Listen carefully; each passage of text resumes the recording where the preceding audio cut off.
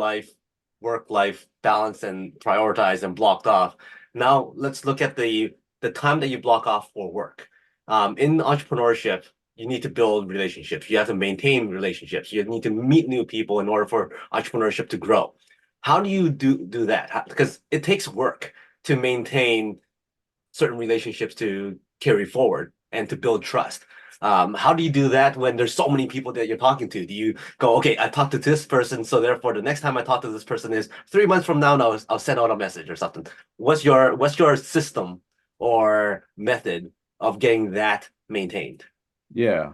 So I like to, schedule small little meetings with people to get to know them, to, get to learn about what they do and how we could support each other and so on. So you can spend half an hour talking to them and see if there's any synergy and anything that you can work on together.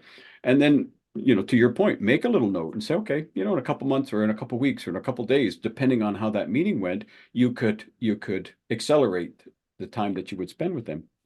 There's some that I would, I might see every 6 months or so and just kind of reach out to it. There's others that I meet on a regular basis because we're building something new. We're growing something because we're not going to be able to work and serve with everybody, right? We know that there's going to be some people that we really align with and that we really are connected to, and we can work on nurturing those relationships. But Mm. at the same time, we can send out small seeds. Like I'll go through social media and I have a rule. I try to reach out to 10 different people every day. And so on Facebook, I'll just put out a hi, just thinking about you. Thought I'd check in, say hi. Just something small, just to let them know that you're still alive, you're still a real person, you're still connected, right? Because we can be faceless on Facebook and to just gather numbers, but to reach out just with a short little message, hey, how's it going? Hope things are well. Just something small like that keeps the engagement and keeps the relationship growing because each relationship is going to be different, right? It's going to have some are always just going to be kind of cordial. They're just going to be, hi, how you doing? They're just going to be those kind of relationships. Others are going to be a little bit deeper, and others are going to be even closer, right? So we need to nurture them accordingly and just honor them, for what they are and continue to build and do what we can. Right. Now, for somebody as accomplished as you are, when you go and work at a conference, you're speaking on stages and whatnot. And after your part's done, the event's done, people are gathering in the lobbies, eating at the restaurants. Do you still go down and go, hey, I need to meet people, I need to build those relationships. I've met these people before, but now we're live, we're face to face, I need to be there. Or do you go, oh, I'm just too tired, I need to go and sleep? Do you struggle with that sometimes? Yeah, for me, it's a balance because I still like to, I love to meet people. I love to stay engaged. I love to build relationships and nurture relationships. But at the same time, there's a point where I need to check out and I need to look after me. So it becomes that physical balance as well, right? Because again, it can lean us back into the burnout. It can lean us to that if so we need to be mindful of what it is that we require.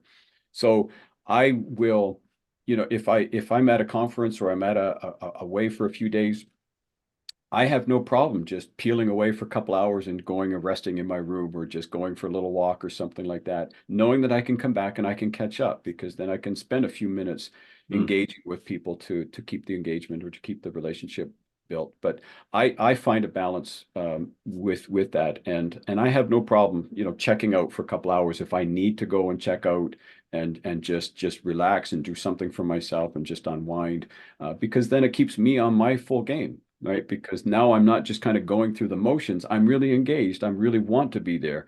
Mm. And sometimes I want to be there, but my mind is like, we need to check out for a little while. And so I'm always mindful of that. I'm always kind of taking the temperature, if you will, and just seeing what it is that I need. And I have no problem, sneaking away for a little bit.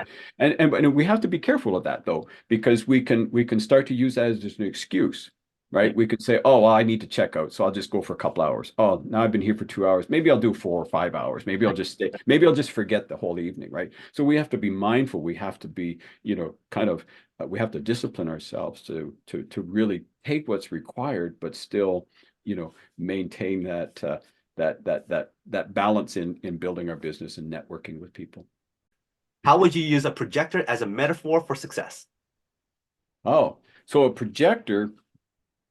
Projector does just that. It projects an image. It projects something into a bigger screen. And so the little things in our lives that we ignore sometimes get projected out into the bigger stage. And so we need to be mindful of that, right? Those little things that we tuck away, those little things that we hide, at some point, something will pressure, something will happen in our lives that will cause that to be projected.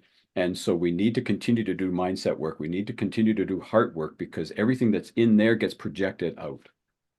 I see that. And so that's how success is like a projector.